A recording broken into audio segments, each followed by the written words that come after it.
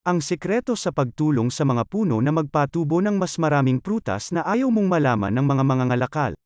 Mula pa lang sa unang pagtatanim nila ng mga batang puno, gumamit sila ng pulbos na pampasigla sa paglago ng puno na inangkat mula sa US. Nakakatulong ito na pasiglahin ang mga halaman na lumago ng 4 na beses ng mas mabilis at pataasin ang produktibidad ng 2 hanggang 3 beses, na tumutulong sa mga halaman na makagawa ng mas malaki at mas maraming bunga, na nagpapababa sa oras ng pag-aani. Ang produktong ito ay ibinebenta lamang sa estado ng California, hindi iniluluwas sa ibang bansa.